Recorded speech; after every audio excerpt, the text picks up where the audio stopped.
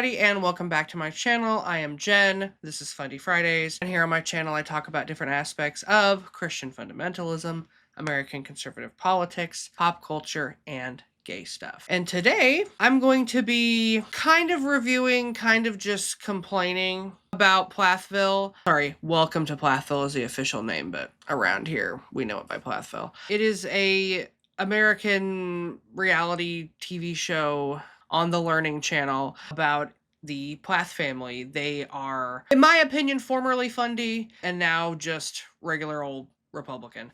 There's also evidence to suggest that the Plaths are actually Fundy posers. Of course, there are a few members of the family who are still practicing that lifestyle, and we will be talking about that later, but the whole show is basically about their toxic family dynamic and the relationships that all of them have. Relationships with each other, relationships with romantic partners, relationships with siblings, with parents. And the show tends to focus on Kim, and don't get me wrong, she is the worst offender, but this entire family is toxic, and none of them are free from sin. 8 seasons in. I've been covering this show since 2019. Try not to think about that for too long. The show has changed a lot. It used to be about one thing, it's about another. And since there was a religious aspect, I became interested. That's why all of us became interested. From my recollection, it was the first time I had ever seen somebody go through religious deconstruction on television. And people weren't even really calling it that at the time. That's why I started watching the show.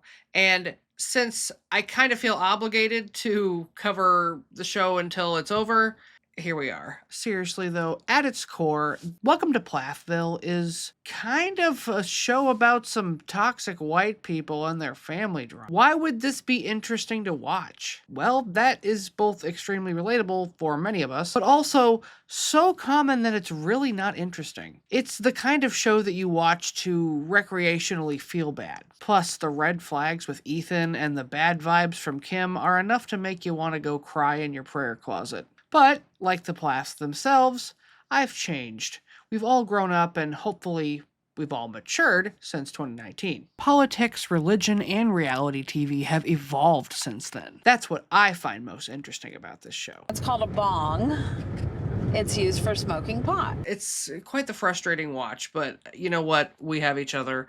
And if anything, it's really about religious trauma and how it can affect people for generations. And so feels like it belongs on this channel. You know what I mean? We're going to talk about it all today. Before we do, would you guys mind checking out a preview of a new show I'm working on? Today's episode of Tammy's Traditional Kitchen is sponsored by Wild Grain. Be sure to click the link in my description box below and use my code FUNDY to get $30 off your first box plus free croissants for life. Hello, I'm Tammy Tradwife, and I believe in life, liberty, and loaves. Welcome to my show where we make traditional treats in 25 minutes or less. On the surface, it may seem that I have it all together, but the truth is, I'm far from perfect. I can't even bake bread. And forget about making biscuits. What am I? A cat? It's not my fault. My job is to look pretty and usher in the fall of democracy. I don't have time to raise a sourdough starter. See, all of this is an act. My mixing bowl? It's full of rocks. And just because I can't bake doesn't mean I don't deserve nutritious, made from scratch, simple ingredient baked goods. That's my right as an American, which is why I rely on Wild Grain. After all, I do have a reputation to uphold. Wild Grain is the first bake from frozen subscription box for sourdough breads, artisanal pastries, and fresh pastas. I think one of our treats is ready now. Let's take a look. These are the strawberry white chocolate biscuits. Aren't they fabulous? This particular dessert came with dried strawberries and icing. So, thanks to Wild Grain, the hard part of baking has been taken care of, and I can get to focus on what I really love, decorating. Plus, strawberries are my favorite fruit, so these biscuits did not last the night. Wild Grain partners with small bakers and pasta makers to keep the tradition of artisanal and nutritious food alive. If you need baked goods for any event, Wild Grain has you covered. Anything from tea parties to pickleball practice, homeschool prom, or a prayer breakfast. Every product bakes from frozen in 25 minutes or less. No thawing required. Their freezing process locks in flavor, nutrients, and texture without using preservatives. Wild Grain consistently adds seasonal products and new products across dietary preferences, so there's always an exciting selection to choose from when building your next box. You can choose between variety, gluten-free, vegan, and new protein boxes. You can even enjoy these cookies with a nice glass of raw milk. And with every box ordered, Wild Green donates 2 meals to a food security nonprofit of your choice at no extra cost. So whether you're a trad wife or just a busy human in need of some convenient, nutritious baked goods, Wild Grain's got you covered. Say, what did husband James think of Tammy's totally traditional sourdough bread? Tastes great, honey. Thanks, I made it myself. Be sure to click the link in my description box below and use my code FUNDY to get $30 off your first box plus free croissants for life. Every time I cover a TV show or a movie, I get copyright claimed into the sun. And I used to, back before my channel was monetized, I used to just play, 10 broken minutes of a fucking show. What, Mexican? Just have Amber cook the meat and set out all the Mexican stuff. When is the last time you think 2 adult hands made a meal in the Plath household? It would probably be around when, Hosanna turned 5. I'm already, kind of accepting it into my heart that this episode's going to get copyright claimed. So maybe I might push it. I don't know, but it's going to be a little bit different. It's basically going to be me airing my grievances about this show and this family today. The early seasons of Welcome to Plathville, the show was really about how Ethan Plath, the oldest child, was at odds with his family because they did not approve of his new wife, Olivia, who at the time was just as fundy as them. The only difference was she didn't put up with Kim's mistreatment. You challenge a matriarch and her control and how she is perceived by everyone, that's going to cause conflict. I didn't create a problem. In trying to integrate into the family, I kind of just uncovered it. Over the years, Olivia has, of course, deconstructed, and now she's a kick-ass feminist, progressive activist, and queer ally. Ethan would probably consider her too woke, and he has expressed since her deconstruction that he doesn't like it and he did not want to have children with her because of her political views. Obviously, there was a lot more reasons than just that for their divorce, namely the fact that Ethan has been red-pilled and he has more mommy issues than JD Vance. All these comments from people being like, so you're just like a feminist now, like you're like woke and stuff. I grew up in a world where women were expected to live life asleep and let everyone around them make decisions for them, and they were just supposed to coast on autopilot and not really have any thoughts. And I will take being awake every single damn day. Good luck trying to put me to sleep again. Because when you're awake and you actually realize what's going on, you realize how so many people don't have your best interests at heart. So, Ethan was not quiet about the kind of relationship he wanted to have. When's the last time you cooked a meal? He clearly wanted Olivia to be a trad wife and serve him and live up to that ideal, but that was not going to happen. The way that he was raised was absolutely to continue that line, that submissive, misogynistic, patriarchal belief system. He learned it by watching you, Kim and Barry. The husband and the wife have to be on the same page. And I know you ladies will love to hear this, but the easiest way to do that is for the wife to get on the husband's page. And from there, the husband and wife in unity can then bring the children along. Everyone's on the same page. Of course, that is not the only reason for the downfall of their relationship, and we'll go over that later in the video, but it became a major plot line from season 4 and on. The other plot lines of the show revolve around Kim. And yeah, Kim is involved in the plot lines that she's not even involved in herself, because she has dug her tendrils into the psyche of every member of this family, and so even when she's not there, she's still there. I have so many people that whenever you post something on social media, they screenshot it and send it to me. Like here. Just a bunch of people. Kim is the mother of the family, and everything's about her and her feelings, and it's never about the harm that she's done to anyone else. And when people try to confront her about it, she gets extremely defensive because she's insecure, and she takes it out on everyone. And she can never feel that guilt for even a millisecond, or she will freak out.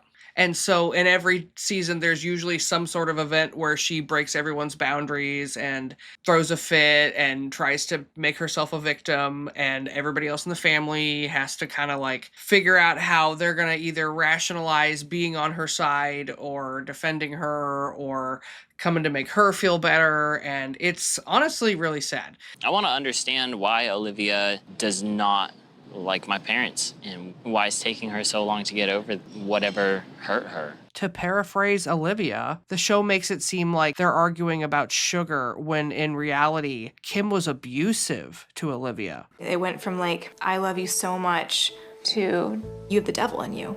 And it seems like the entire family literally conspires against her to conceal the sins of Kim.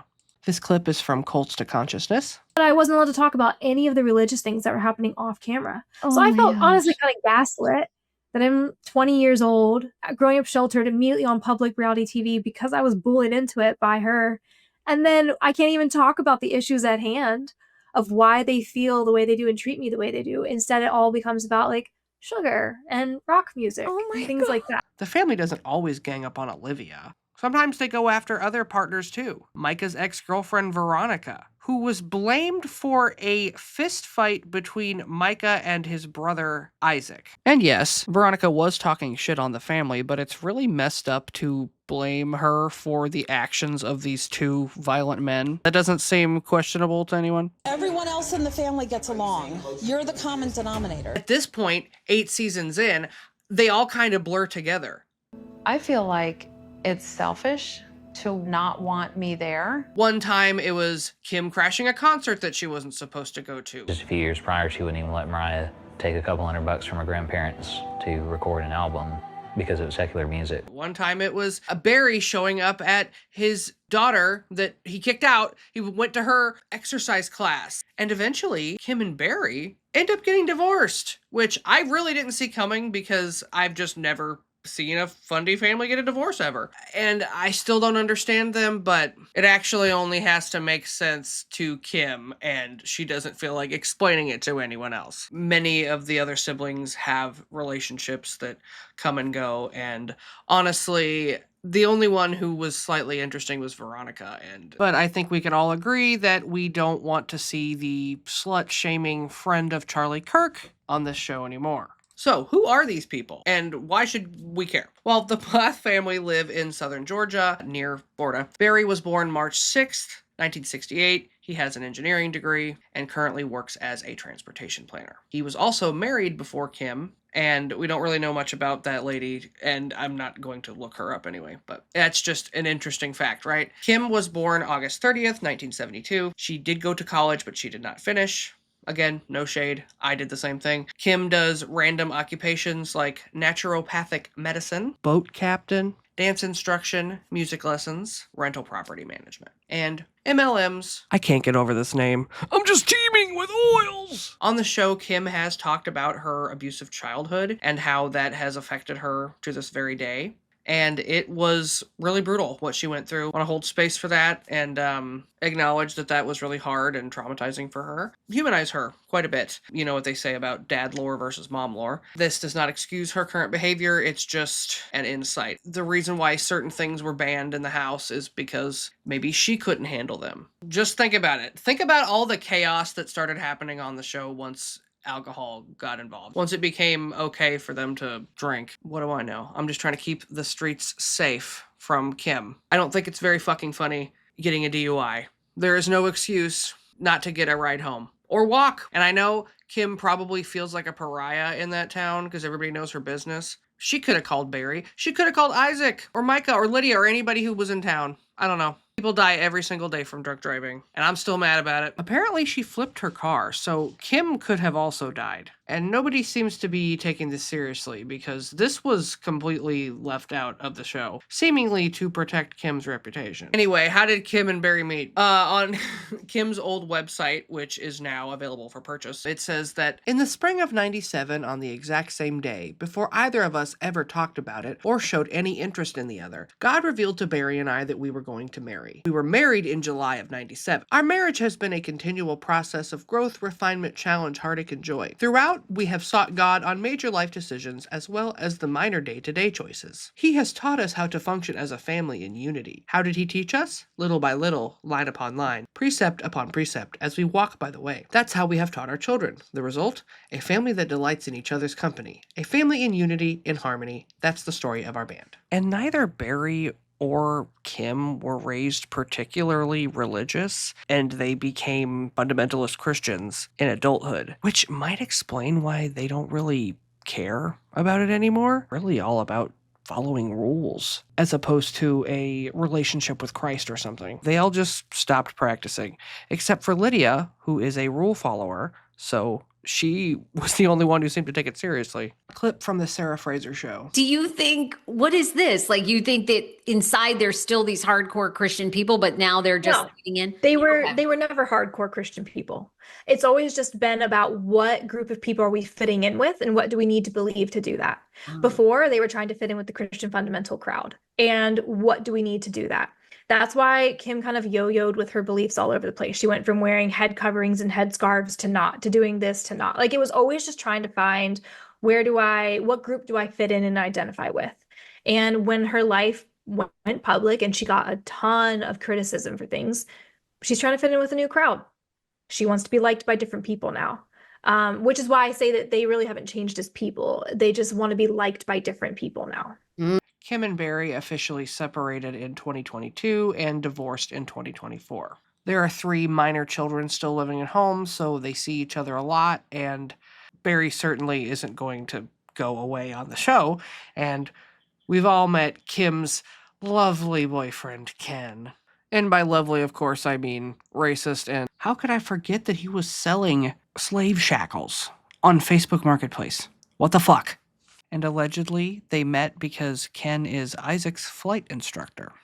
Which is funny, because I always pictured him as more of a Facebook dating type. Recently, Ken's daughter and most recent ex-wife, he has 5, have started collaborating and speaking out against Ken. Apparently, he is an absentee father and a serial cheater and a liar, and he has no contact with his children or his grandchildren. Long answer, I have no idea. Because as a parent myself, I could never, ever imagine walking out on my children who needed me and loved me.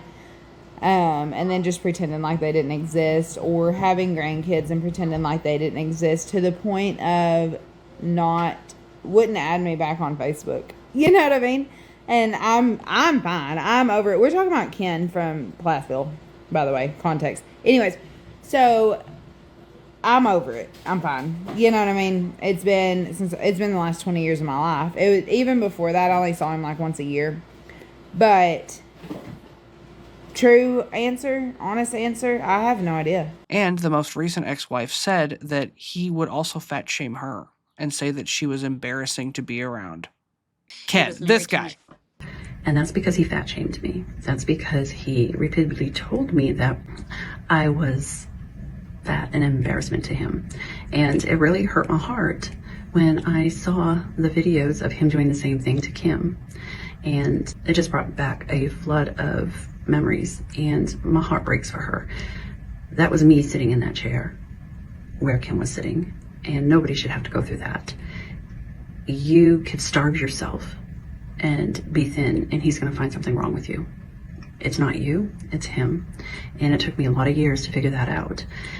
I don't know. Maybe their divine marriage was star-crossed. I'm not sure. I don't want to say that's what happens when you marry somebody that you just met, but it certainly doesn't help. Kim and Barry had 10 kids together, one of whom died as a child in a farming accident. 17-month-old Joshua. He was run over in a vehicle that was being driven by Kim.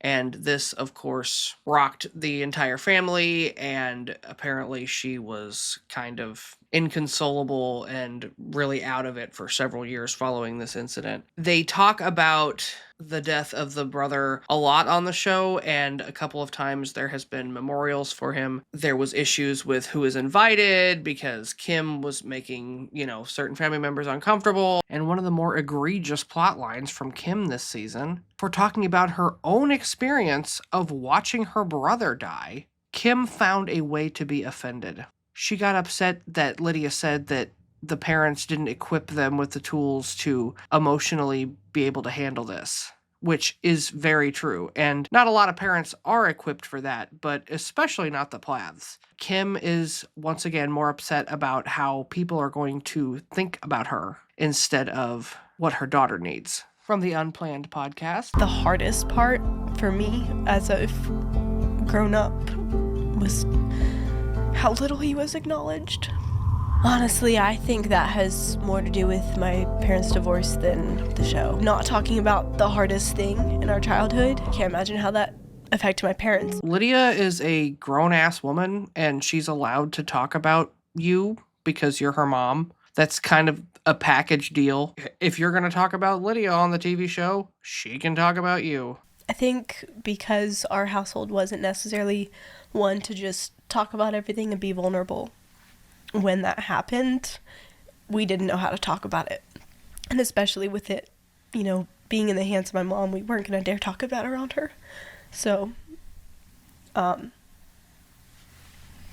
think, yeah, definitely with us, like, not talking about the hardest thing in our childhood, it kind of just bred that in general. Like, we just don't talk about hard things. And I can't imagine how that affected my parents, about just, like, not facing the hard things, not talking about the hard things, and kind of having to shut up your emotions a little bit because it's too painful to feel again after something like that. Yeah. I honestly feel bad for everyone in this situation, especially the little boy that died. His death is only brought up on this show to stir up drama. How sad is that? The Plath family does have another sibling that is not on the show. Oldest daughter, Hosanna. She is married to Tim Noble, and they are traveling musicians. Died, but could they keep him in the grave?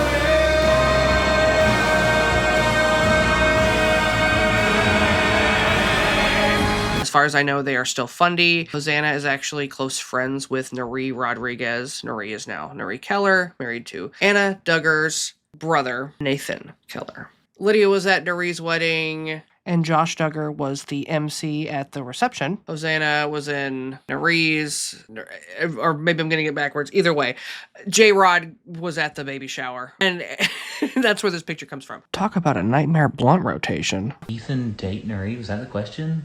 All right, I would love to clear the record on this. No, I never dated her. Much to someone's dismay. Okay. Yeah, Jill Rodriguez had her sights on me. And guess what happened recently? Jill Rodriguez strikes again. Okay, so Olivia has been doing a lot of work with pro-choice organizations, and she recently made a video talking about how she had an abortion. And Jill Rodriguez jumped in her comment section and started going off on her, and then Olivia argued back with her and did a good job explaining why Jill was in the wrong. And I never knew that my worlds were going to collide like this, Happy Pride Month. Love to know how she feels about current events, because the family that she left is not the same family in a lot of different ways, and that's got to be so awkward. These family events and this little band that they try to have all the time, that's just fake for the show, right? Because where's their other sister? Apparently, you have an older sister who never wanted to be on the show. I do. And she somebody is asked, amazing. What's your relationship with her? I have a great relationship with her. We have been so jealous of her for so many years for choosing this. I used to always say, like, I'm going to be like my oldest sister and just get married and not be on the show anymore.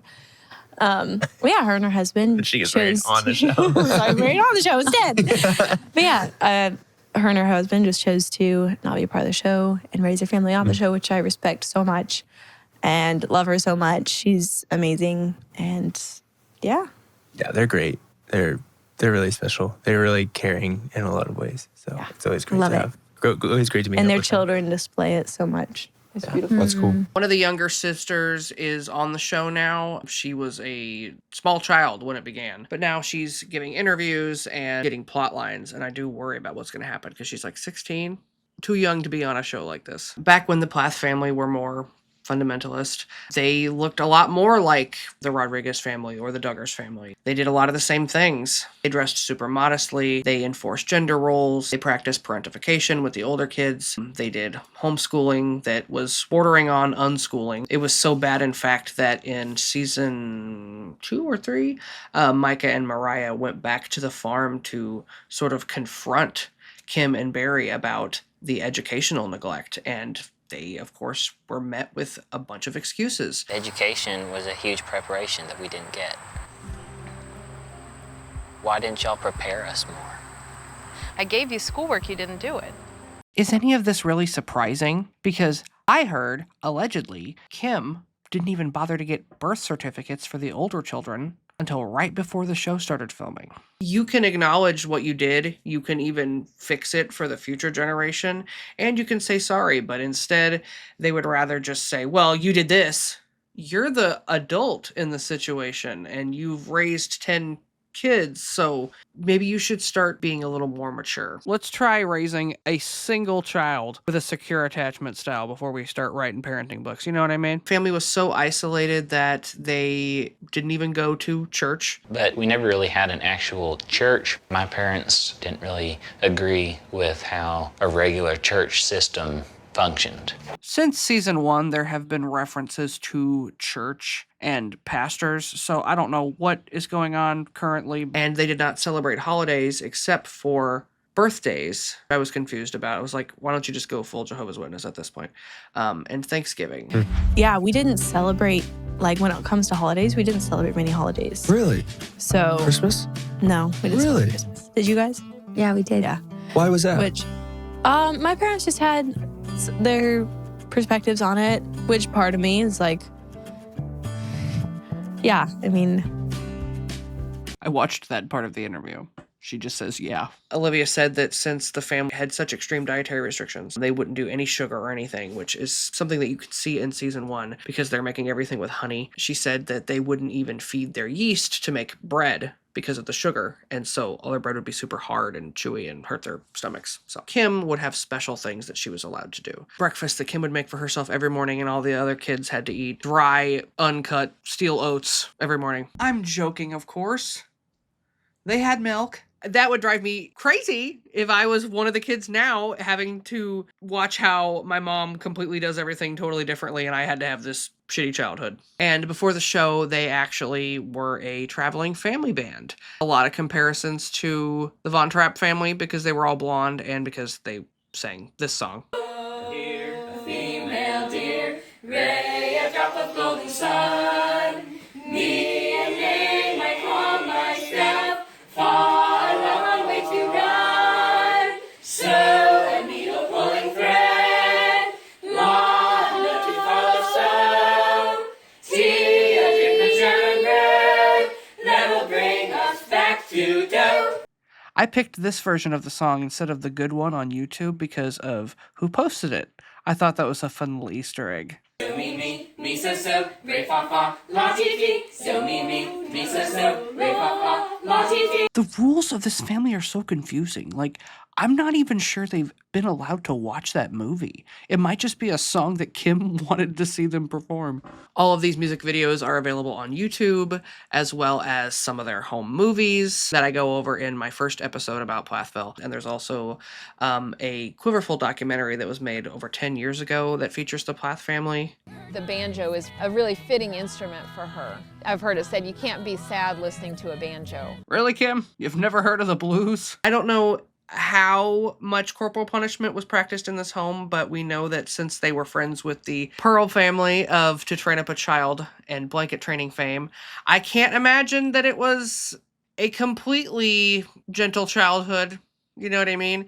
Olivia said she met Ethan at a Pearl conference. I think I even recognize her in one of the pictures, but since I'm not sure, I don't want to show it just in case it's a random person, but I don't have a picture of that per se. I do have a picture of the Plaths with the Rodriguezes at a No Greater Joy Ministries event. Quite the small circle. Mommy keeps me in order. My mom and dad are the best parents that are living on the earth. My favorite thing about my parents is that they put us to work. It's really unfair and probably super infuriating for the older kids to see just how much their mom has changed. They were basically raised off-grid, educationally neglected, spiritually and emotionally abused, pushed through a purity culture and courtship pipeline, and now these same parents are divorced, and Kim is out here talking about how she likes to do it premarital style. I think it's better to have sex before marriage and really get to know who you're marrying than to just rush in and get married so that you can have sex. Lydia basically self-directed her own courtship, so you know, she is still about that life, apparently. And Mariah, of course, is a born-again rebellious Christian, and you know that she's serious about her faith because of how big that tattoo is. In some of these old episodes, Lydia has a guy that she's crushing on and sending letters to, and the family is so strict that they're restricting how many texts she can send a day, and they're talking about how serious it's getting and how they don't want them to meet, and it's just rushed and everything. And it's just crazy to me.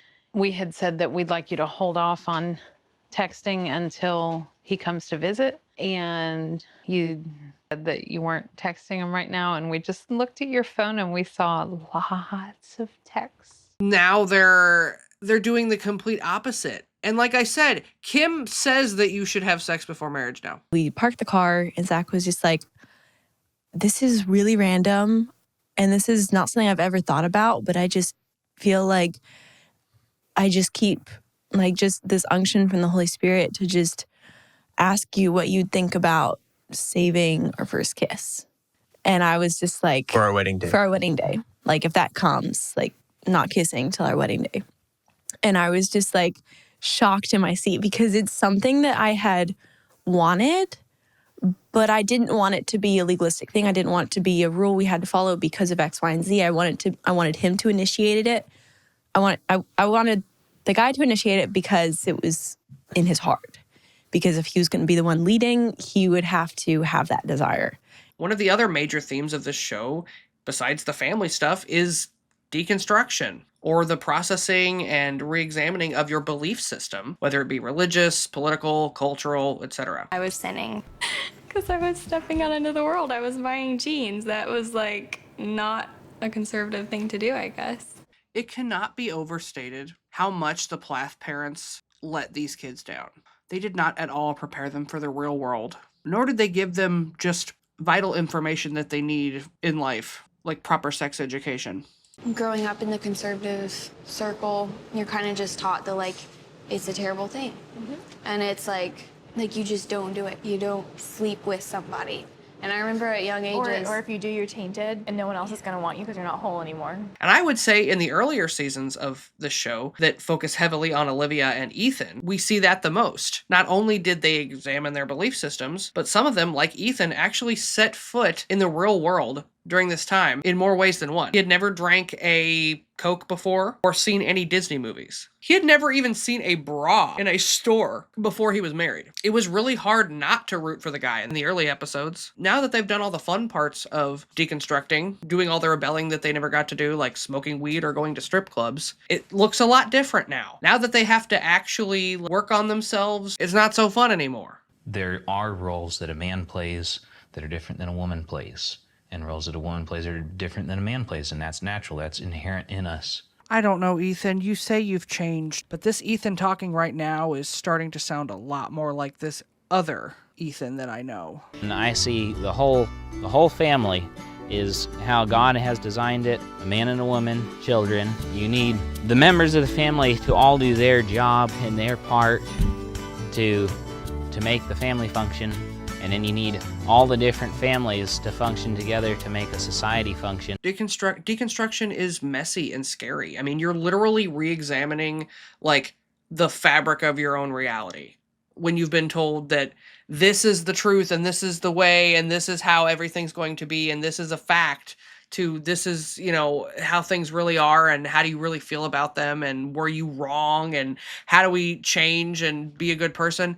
All of that. I'm the kid of two people whose principles matter more than a relationship with their daughter.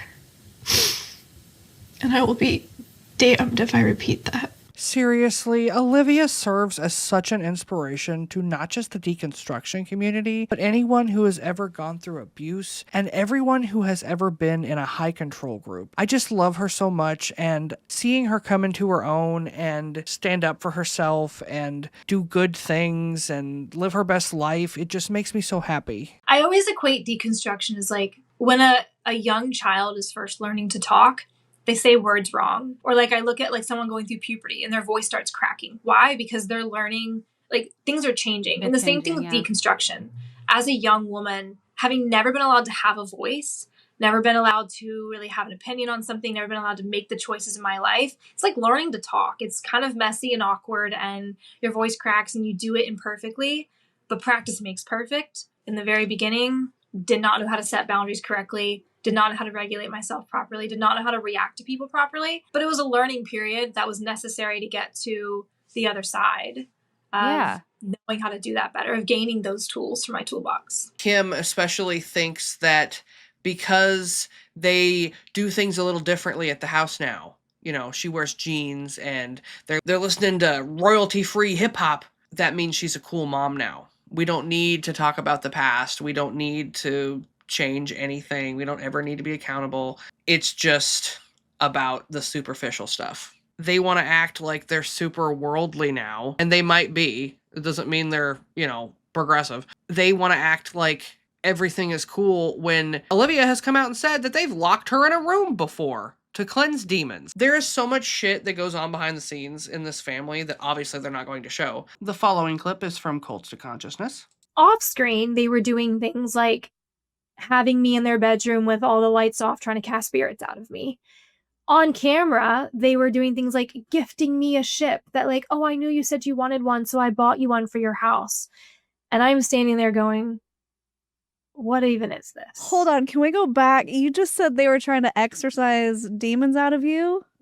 Me and Mariah, my ex's other younger sister, yeah. For what? Like, what demon did they think you had? They sat all of their kids down one day when I wasn't there and told their kids that I had the spirit of Amalek in me. What is that? I Googled because I said, what is that? And apparently in the Old Testament of the Bible, where God tells his children of Israel to kill all the Amalekites and basically take their promised land, they didn't kill all of them. They let some of them live. And apparently the spirit of Amalek is this spirit that haunts them then and like brings bad things to their life and tries to break up families because it's an evil spirit that was never rooted out. So many problematic things with that I can't even get into here. Apparently, this spirit that I had in me is basically a scourge on God's people and breaks up families, steals you of your inheritance, robs you of good things. And they told all their kids this. So then their kids who are close with me come and tell me. And I go to them and I'm like, so I have the spirit of Amalek in me now? And they're like, yeah, you're controlled by spirits, the spirit of bitterness, the spirit of Amalek, the spirit of this, the spirit of that. In this conversation with them, when I was trying to explain and just reason with them, everything I said was taken the wrong way. And when I brought that up, they told me, oh, that's another spirit that's present. It's called the scrambler. And it's when I say things or you say things and the scrambler takes it in midair and twists it. And like people hear different things. I guess I'll give Kim her proper credit for going to a one-time televised counseling session. It seemed like she worked something out, although I would like to point out that this was the same therapist that Micah saw last season on his one-time televised counseling session. Season 8 hasn't concluded yet, but from what I've seen, it looks like Kim called Lydia to possibly open up and discuss the death of their brother. I'm a little nervous about sitting down and talking with everybody, but if Lydia needs me, I want to be here for Lydia. But instead, Lydia is ambushed in another family-wide call-out session. I didn't tell Zach and Lydia that we needed to clear the air first because I didn't want them to worry ahead of time. I didn't want them to not come. Well, before we talk about this horrible trauma, let's be sure to all note that Lydia hurt my feelings. She had the audacity to speak about her own life experience. And once again, this poor baby has been used as a pawn in petty family drama, and I am disgusted. Very hurt that you talked about my deepest, darkest feelings.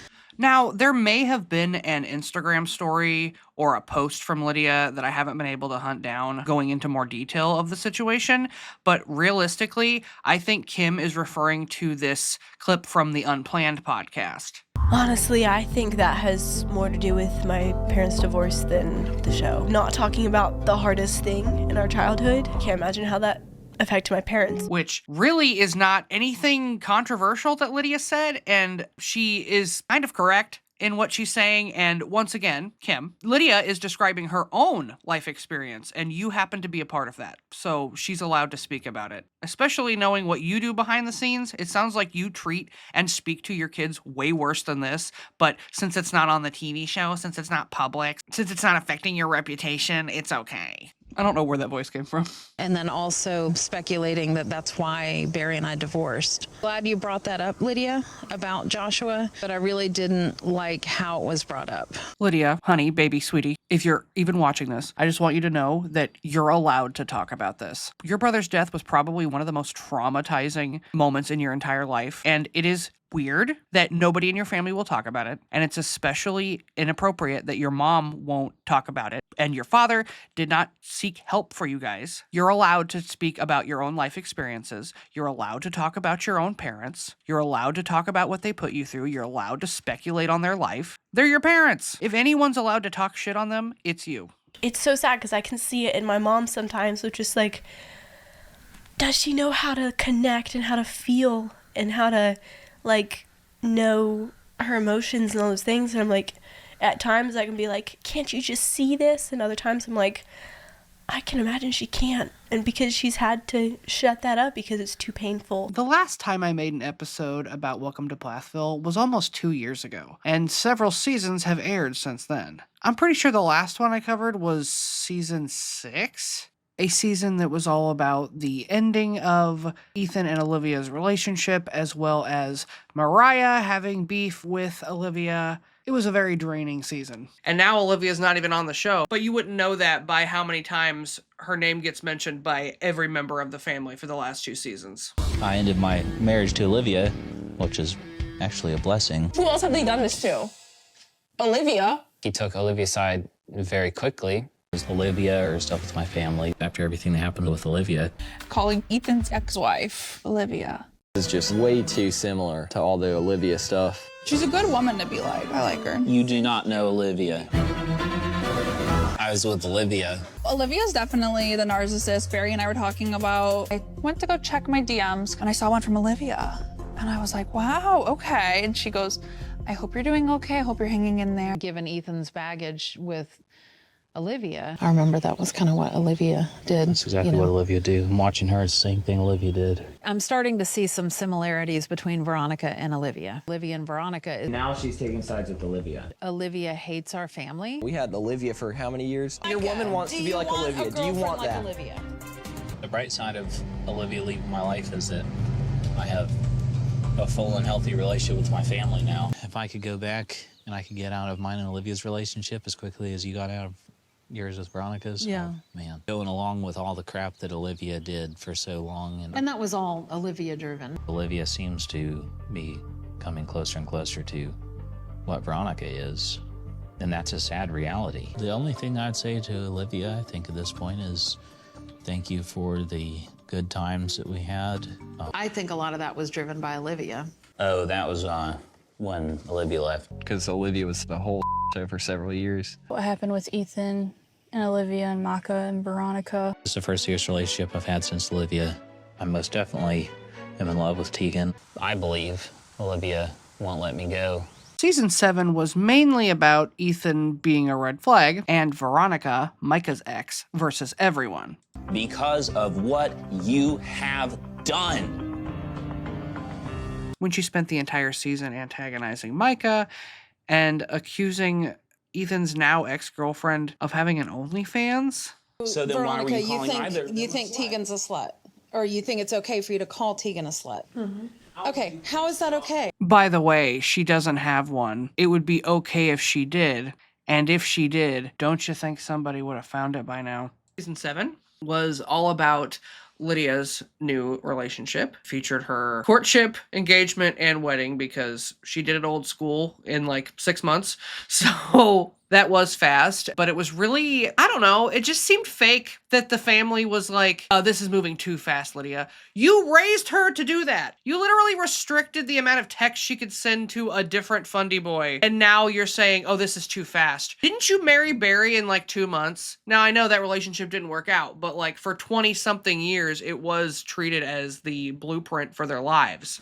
And so you're mad at that she's getting married fast. And he's a great guy. He's sweet. He stands up for Lydia. He actually fights back with the family. They have the same interests and hobbies. They're both cute little Christians. They seem like best friends. He treats her like a princess, and you guys treat her like shit, and I think you're mad about that. I don't know. It was really fucking weird the whole season. They all hated Zach. Ethan even kept lighting a fire next to Zach where he was trying to propose. Proposing to Lydia. Well, you can put it out then. Okay. Off. Micah and Isaac got into a fist fight at the wedding. Like, they did everything in their power to ruin this for her. And especially if you watch the episode where she gets engaged, everyone there is pissed off and annoyed and making it about themselves and standing around like, seriously, you can't keep it together for 10 fucking minutes? The sister who has been holding it down this entire time, cleaning, feeding everyone, raising children, being super nice and supportive of all you guys. Sure, she's a little pious sometimes, but she's just living out the religion that you guys shoved down her throat. Going from being the middle child to the oldest at home at 15. And then when my mom left when I was about 17, then becoming like a mother role is just like, I just did what I had to do to keep things going. I was also working and in school. So I was just doing what I could to survive of course I was thriving. Like I was enjoying it and having a good time for the most part. I was way overwhelmed. She was just doing what she could to support her family. Yeah. And I think like that's I was doing what I could for others, and I never like took the time to like speak my voice or understand what my opinion was really. So for Zach to be like, no, your opinion matters, like what your thoughts matters, your feeling matter, that like just really changed me. It's like, and it's taken me a long time to be able to access those feelings, because for so long, if you don't access them, you forget about them. So he's helped me open that back up and being able to express my thoughts, my feelings about things, which has enriched our relationship too. Last season, Ethan and Micah's main beef with Zach was, I kid you not, because they thought he was some sort of gay manipulator. Are you gay? No. You shoot me straight. I'm straight as an arrow. You promise? Absolutely. Besides revealing Ethan's prejudices and immaturity, accusing Zach of being gay is cruel and homophobic. Even being accused of being queer can get you killed in those circles. Gay friends, like, they're some of the most fun people. No, for sure. But I would hate for someone who has, other desires to be dating my sister. No, I get that. No, absolutely. Yeah. Plus, it's none of our business. And it's homophobic to assume that someone is a certain orientation just because of their voice, or if they don't conform to a certain gendered stereotype. And during Pride Month, fuck off. Oh, get into the fluidity of gender. Yeah. Dip into those waters. Listen, I'm not in the man's brain, and I don't know what he's going through, but all I know is that he loves Lydia and treats her better than anyone else in her family. And I support their relationship. There's people calling me gay, literally the day I proposed, and like all this extra stuff that didn't make sense. And it's like, okay, but coming from the standpoint of your life and what you've been through, you might be projecting things. And like Ethan in particular, he has dealt with a lot. He just went through a divorce recently, and then like he sees his sister getting proposed to, and it's like on the same farm that he got married on and everything like that. So it's like there's a lot of emotional tension, I'm sure, for him. And so recognizing that and not being like, how could you ask that, or like getting all frustrated at him, I'm just like, I just answered the question and moved on, because I knew. Was that something that happened like on the show? Was that like a disagreement you guys had? Yeah, that was one of the big things on the show, actually. Which Zach kind of protected me from a lot of that. Like you just weren't even aware it was going on when it was being filmed, essentially? Well, so it was like leading up to the proposal. I didn't even know Zach was in town. He completely surprised me. Oh, wow. With everything. And so like he was dealing with a lot leading up to it. My whole family was there with him, like setting up everything. And when I got there, proposed, beautiful, all these things. He surprised me. It was crazy. So like I was experiencing the beautiful side of it while he was like just it was beautiful for handling me too. I had a great time. Yeah, he was just like protecting me from all that, and he like had the conversation with my brothers and everything. And he later told me like, yeah, like Ethan asked me if I was gay, and I told him like that's ridiculous, I just proposed to your sister.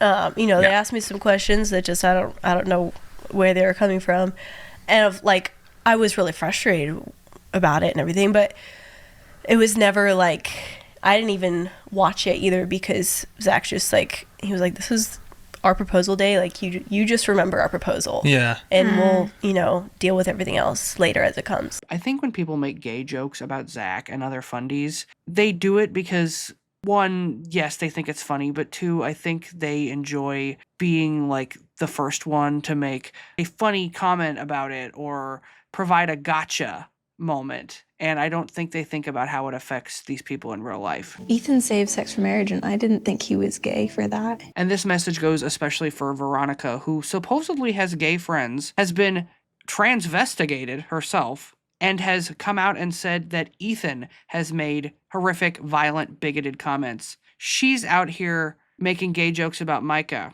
during Pride Month. I know Veronica's a friend of Charlie Kirk, but is it too much to ask that these people do better? Being a friend of Charlie Kirk is the opposite of being a friend of Dorothy. Which brings us to season 8, the current season that is not quite done airing yet. Started out with Olivia and Zach confronting the family over how they acted at her wedding. Supposed to be a joyful time celebrating the last night as Black.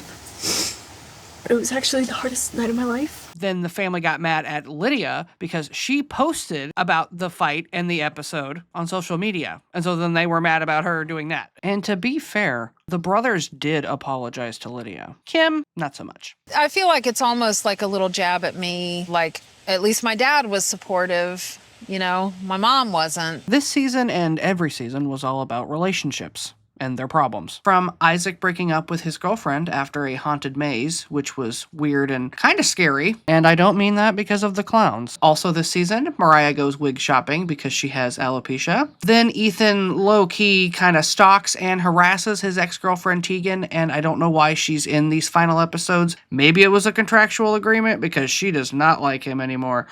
Later on, Ken fat shames Kim, which is really funny considering that he's such a skinny legend himself. Then Barry goes on a date. I'm known as the Plath Daddy. This is a big season for Barry, but also a big season for Bigfoot. Well, they have paranormal abilities, right? The use of portals. And in an ironic turn of events, Lydia and Zach get caught righteously judging people, going after Mariah for drinking and playing Cards Against Humanity, which is not a nice thing to do, but if I was Lydia, I wouldn't be taking any more shit from these people. Any concerns you have, please come to us, because if I find out that there's still gossiping about Zach and I will not tolerate it. Guess who recorded an entire conclusion but can't find the camera footage? Me!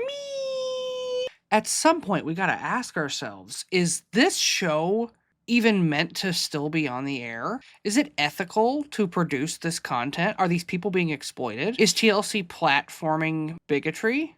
Are they hiding crimes? Are they excusing abuse? They've certainly done it on other TLC programs. With what Olivia has accused Ethan of doing, I don't know if I can say that I support this show still being on the air. Per the recommendation of a friend, I want to expound on a post I made a few days ago talking about domestic violence and abuse. One, for clarification of what I experienced, and two, because I think our society at large treats it as if, you don't have a ton of bruises, must not have been that bad. And I understand that domestic abuse, domestic violence is a big, broad, generic, scary word, but there's a lot that falls under that category, and diminishing other kinds of abuse that aren't physical keeps women in dangerous, harmful situations. About a year before I got divorced, I started journaling and writing down the things I was experiencing because I knew I wasn't being treated well, and I literally wrote in one of my entries, I think I might be experiencing abuse, but I'm not sure, because I didn't have bruises. And I didn't think people would believe me because as a woman, it's hard to gather and show and provide evidence if it's not physical bruises. But here is a short and complete list of some of the things that I experienced in my relationship that are domestic abuse and violence.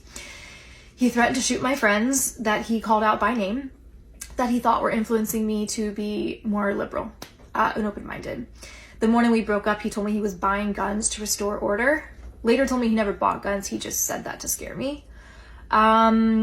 People saw half of this on TV when I went back to Minnesota to get divorce papers signed, when he slammed a chair into the bar, which he slammed things like that and made himself very physically threatening a lot. But what was cut out and didn't make it was him looking me in the eye and saying very low, very calm, be very careful what you say.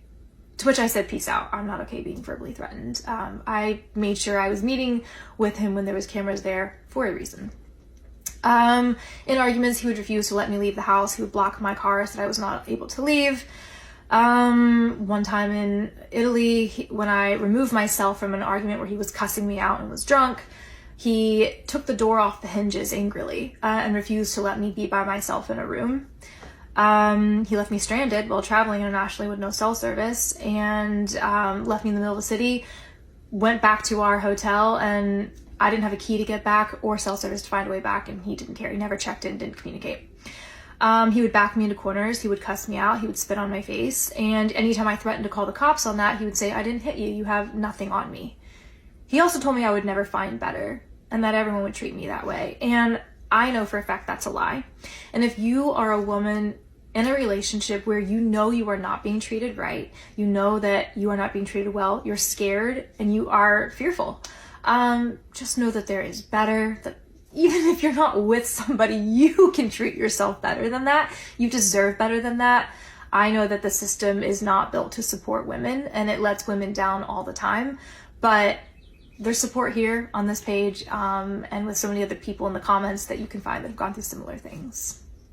So, in conclusion, Kim just can't go there in her mind. It's too painful to actually sit with the fact that she has hurt people. She just can't comprehend, and so that's why she acts the way she does. That's why she's so defensive. That's why she's always throwing it back in her family's face. That's why she's obsessed with controlling the narrative, is because she's insecure. She doesn't want to accept that she's like that, let alone have millions of other people see it. It's much easier to try and control the little group around her, her family, than it is to be able to control what other people think about her. And at no point is she going to take the option of, changing. Then she'd have to admit that she did something wrong.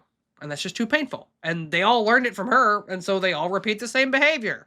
It's frustrating because us as the audience know all of this, but the people on the show just can't figure it out. And I get it. It's hard. You can always give advice to other people and you can never take it yourself. That's kind of a human thing. But with these people, it's just insufferable. I can't stand it. Nobody ever changes. No good ever comes. It's just misery. We're just watching them be miserable. Commiserating, if you will. It feels bad to watch this show. It makes me uncomfortable to see these people digging themselves into a hole, never actually processing any trauma, not healing, not communicating, and just blaming each other. While the Duggar show was explicitly being used as propaganda designed to inspire families to go quiverful or join IBLP, Plathville seems way more like a traditional TLC reality show. Messy, toxic, and boring, all while glossing over the actual horrors that have occurred off camera. If I wanted to watch a religiously dysfunctional family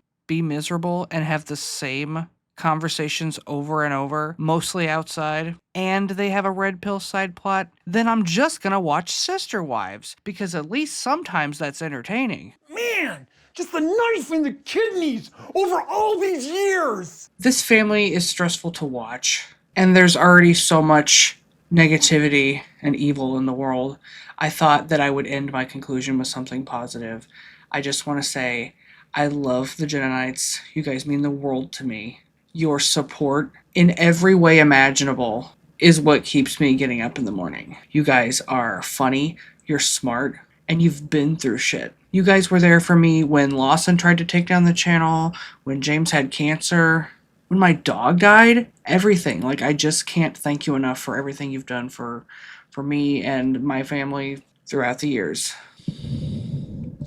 Together we have built this beautiful community that I'm so proud of, and I'm very blessed and privileged that I get to do this as my job, and I'm just so happy that I get to have you guys in my life. You're very special to me. Also, happy Pride Month! Hi, gay! Happy Pride Month! We are sashaying away with deals. Not that I'm trying to sell you guys anything. However, if you are interested in some gay merch, we have that available, including the Pride Demon. Look how cute he is. This one was designed by my best friend, who is a tattoo artist. They also made the Thank You Michelle shirt, which is equally iconic. Reapers also made the My Pronouns Are Child of God Reaper t-shirt. Then we have the militant homosexual hat, which is an Anita Bryant reference. Last year, Dade County voters overwhelmingly repealed an ordinance granting special privileges to homosexuals. But the militant homosexuals don't take no for an answer. We have the Lesbian Socialist Republic poster, which is a reference to one of my Botkin videos. And this was designed by Dreaming of Johnny, who does all of our posters. Elsewhere, they quote a document from the pro-patriarchy website Fathers for Life that states that the prime purposes of feminism are to establish a lesbian socialist republic and to dismantle the family unit. Echoing Pat Robertson's notorious statement that feminism is a socialist anti-family political movement that encourages women to leave their husbands, kill their children, practice witchcraft, destroy capitalism, and become lesbians. We have God Loves You in a Gay Way, which is a reference to a Sister Cindy moment. I want to say to the LGBTQ community that Sister Cindy loves you. Jesus died for you. And I love all gay people, just not in a gay way. I know it's fun to sell t-shirts, but Pride is not about merchandise or collabs with million-dollar companies. It's about liberation, and it's about respect of queer people and everything that they fight for. If you're gay and transgender, I love you. I am bisexual, pansexual. I like everybody. So does James, and we love gay people and trans people and want to support them in any way that we can. I live in a very red state, and although the bigoted, transphobic policies that my government passes do not affect me, they do affect my friends and loved ones, and it's really fucking hard to see. Everything from bathroom bills to healthcare denial, people's driver's licenses being made invalid, job and housing discrimination, drag bans. Trans people are being murdered all the time. This is serious stuff. It's really fucked right now, and now more than ever we have to lean on each other, and I just really love you guys, and I just really love the Jedi and everyone of all orientations, and even if you're not a Jedi Knight, I love you too, and happy Pride Month. I feel like I'm just kind of rambling, and I swear I'm not trying to be annoying. I just am taking time to reflect because I've been working this month and not really engaging in the real world, and there's real tough shit going on right now. So I'd like to help in any small way that I can. There are a list of fundraisers in my info box that a bunch of organizations that I think are good to support. I feel like I have sold you guys enough shit, so I'm not going to advertise the Patreon, but it's there if you want to find it. I love you guys more than words. Happy Pride Month. Stay out of the sun. Be safe. Be careful how you communicate. And be yourself. And don't take shit from anyone. Love you guys. Bye. Different ways to smoke pot. You can, roll it up like a little cigarette, also known as a doobie, and smoke it like a cigarette, or, the bong, and there's water in there and you light it.